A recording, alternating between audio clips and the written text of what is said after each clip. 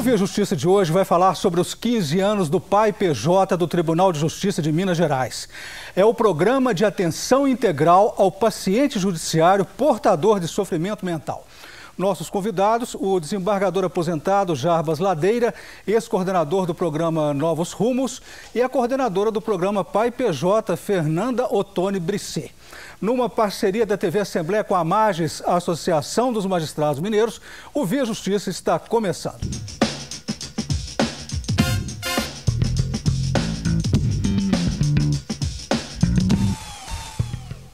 Doutora Fernanda, qual é o balanço desses 15 anos do Pai PJ? Como surgiu o programa?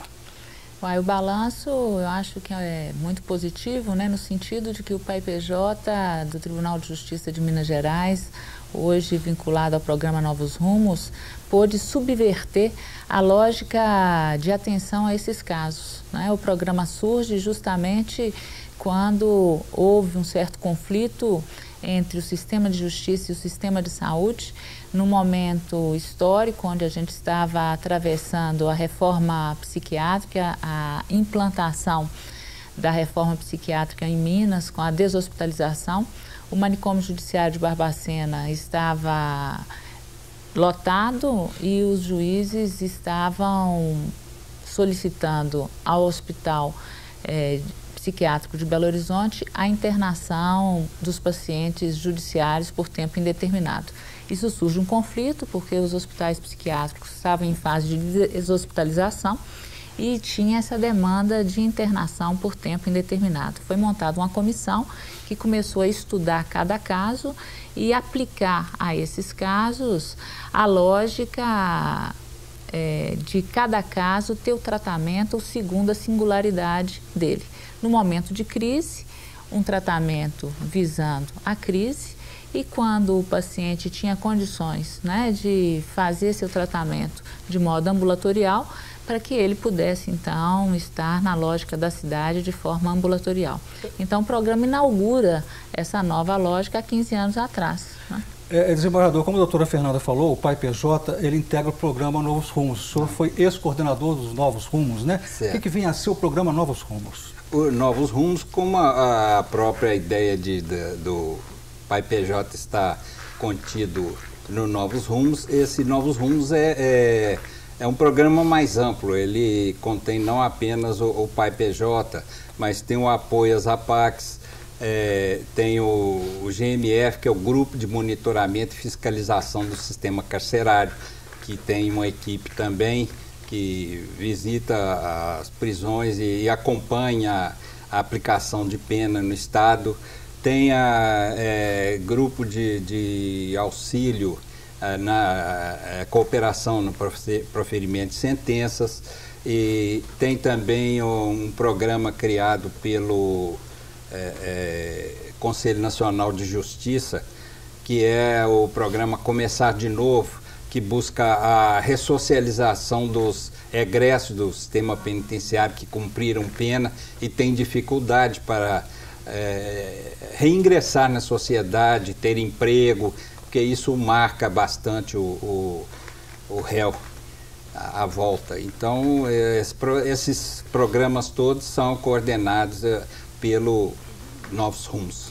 Doutora Fernanda, vamos fazer uma radiografia do Pai PJ. Quantos pacientes já passaram pelo programa desde a implantação?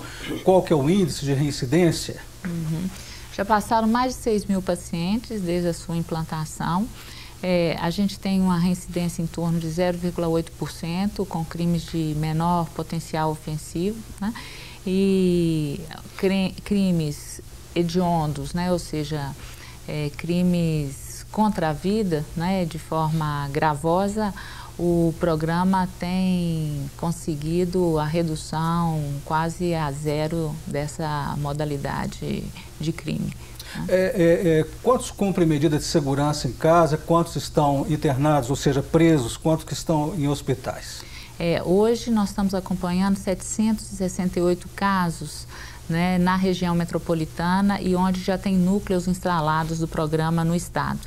A gente acompanhava 1.700 casos no estado inteiro até maio, mas agora a gente está numa política de implantação de novos núcleos, então a gente está acompanhando efetivamente 768 casos.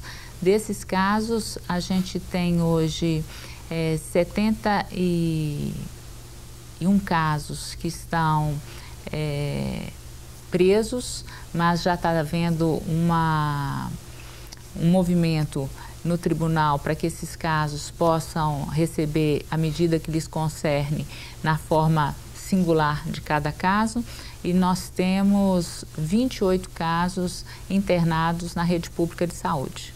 Desembargador, sempre uma curiosidade do telespectador, exemplos de casos de maior ou menor gravidade em se tratando de louco infrator, o que o senhor poderia dizer para a gente? Olha, eu sei um caso bastante representativo eu não vou citar nomes, de uma pessoa em estado de paranoia delirante que cometeu um crime violento e que estava numa das nossas unidades carcerárias aguardando o internamento num estabelecimento apropriado, no hospital psiquiátrico, com a segurança necessária. E agora eu fui informado de que essa questão já foi equacionada para a remessa do preso, retirado da penitenciária comum para ir para um estabelecimento apropriado. Porque o importante, me parece, né, nesses casos, é que a gente possa desconstruir a ideia de periculosidade, né? Porque a ideia de encarceramento, ou de prisão, ou de internação, de privação de liberdade, vem de uma ideia de que esses indivíduos portam uma periculosidade intrínseca e que podem, por causa disso, provocar aí a desordem social, crimes, etc. Mas, na realidade, o ato foi uma resposta a essa situação de sofrimento, e quando é possível que essas pessoas encontrem, né, uma forma de dar tratamento a esse sofrimento, elas convivem socialmente à sua medida. Então, o programa visa exatamente escutar cada caso, cada paciente, para proporcionar a ele o tratamento que ele precisa ao seu sofrimento, para que ele possa encontrar condições de vida social que sua loucura, vamos dizer assim, tenha cabimento na cidade, né? Pois é, mas a periculosidade, esse caso que o desembargador contou, né? Certamente devia ser uma pessoa agressiva, não é isso? Não é bem agressivo, eu não sei. Foi uma passagem ao ato, né? Foi uma questão de um delírio que leva a pessoa a entender que está sendo agredida por quem se aproxima. Então ele reage de acordo. Então ele não está cometendo um absurdo para ele. Ele está apenas se defendendo. Então é uma pessoa que tem que ser acompanhada e evidentemente com a segurança necessária. Porque ele cometeu um crime bastante violento. Eu pergunto isso com relação à periculosidade que a senhora falou. E como é que resolve um caso desse? Exatamente. Esse delírio. Exatamente. E vai matar, né? Quer matar. Esse delírio, né, ele surge em resposta a essa desordem psíquica, né, que produz uma certa desamarração do seu laço com o outro, do seu laço consigo mesmo, do seu laço com os recursos. Então é preciso que ele encontre, né, condições de produzir uma nova amarração no laço dele com o outro. E isso é o tratamento que vai providenciar. O Via Justiça faz agora um rápido intervalo e voltamos em instantes.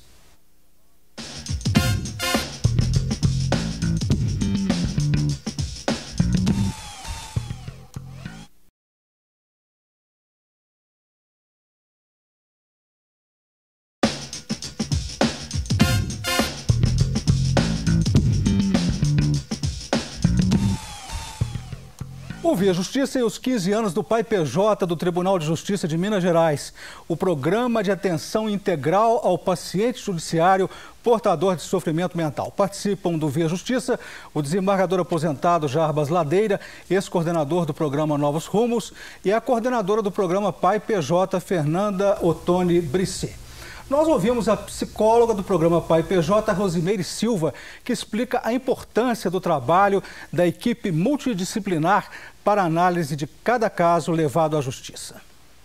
É um trabalho absolutamente antimanicomial, né? Porque se contrapõe à lógica da segregação para todos, de uma resposta igual para todos, e constrói com cada caso, de acordo com a história clínica, com a história jurídica e com os recursos sociais que cada usuário apresenta ou não, né?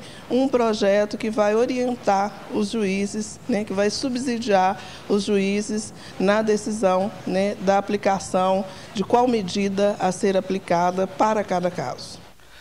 Desembargador, como a psicóloga falou, os juízes são orientados, né? Tem hoje essa equipe multidisciplinar. Como que era antes?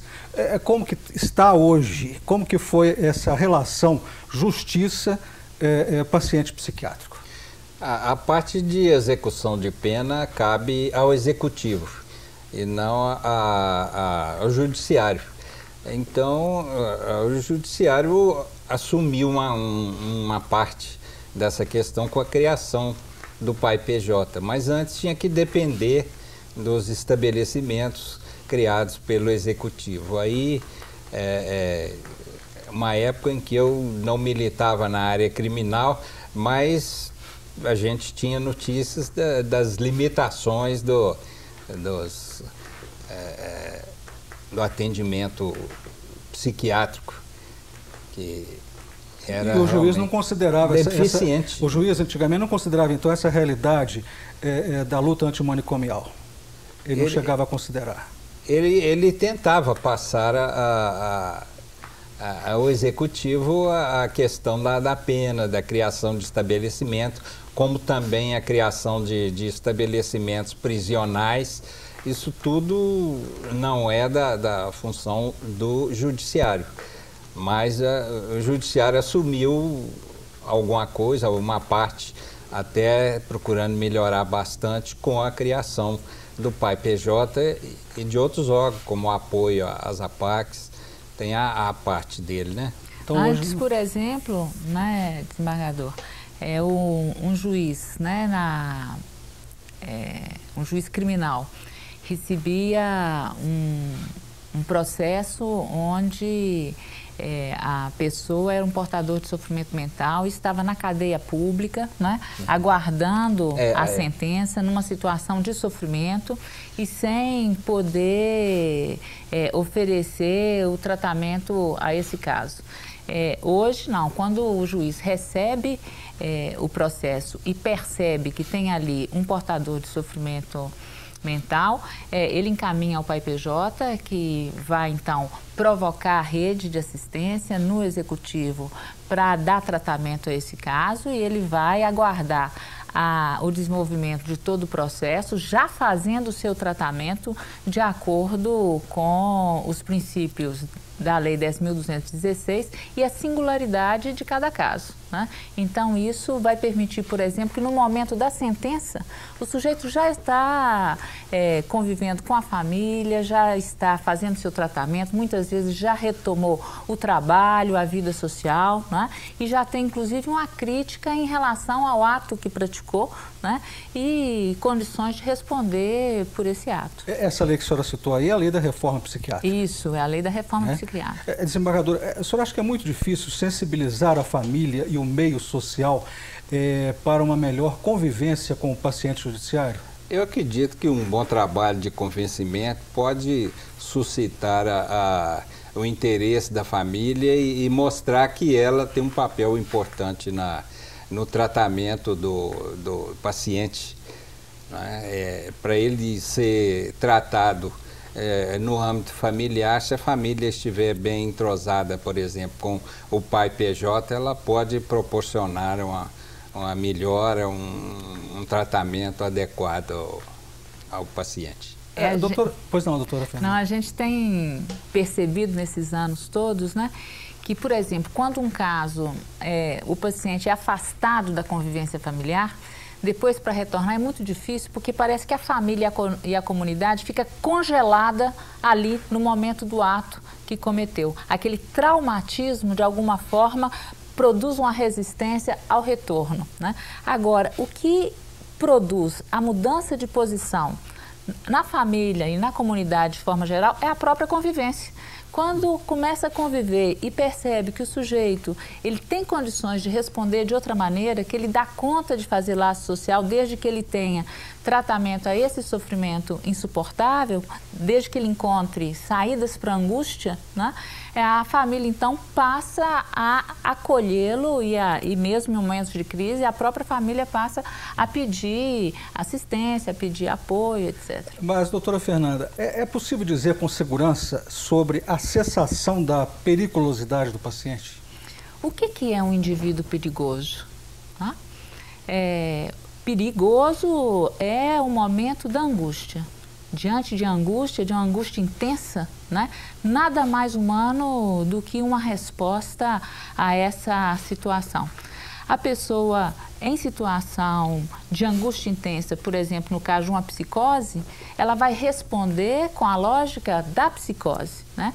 Mas a pessoa, por exemplo, considerada normal, também numa situação de angústia, também produz atos perigosos, né?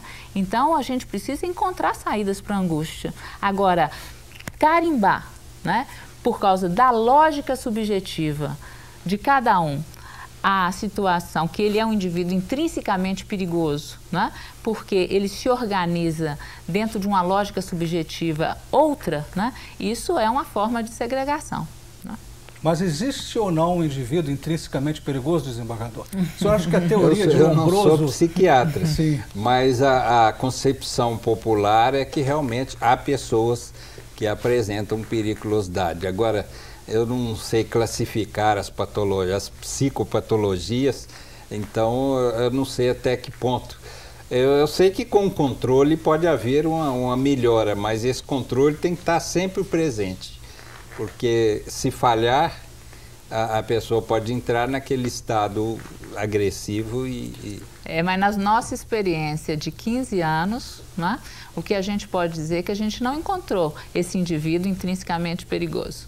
Que as pessoas, a partir do momento que elas têm acesso a tratamento, têm recurso, convivem, etc., elas encontram respostas e estão convivendo socialmente, em liberdade, sem...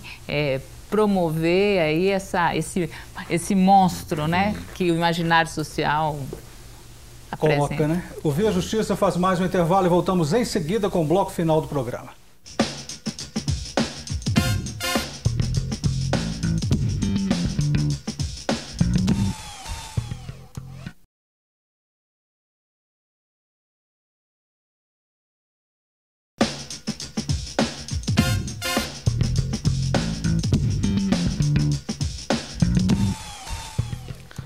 O Via Justiça com o tema Pai PJ, o programa de atenção integral ao paciente judiciário portador de sofrimento mental do Tribunal de Justiça de Minas Gerais. O Pai PJ tem 15 anos.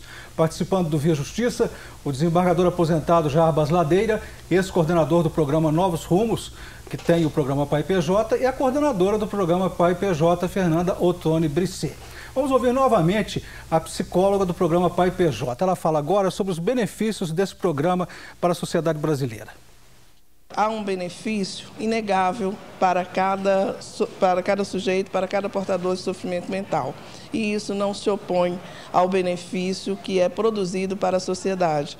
Muito pelo contrário, né? Uma sociedade que dá conta de sustentar, de criar e sustentar uma política, né, radicalmente humana, como é o Pai PJ, é sem dúvida uma sociedade mais democrática, mais justa e mais igualitária.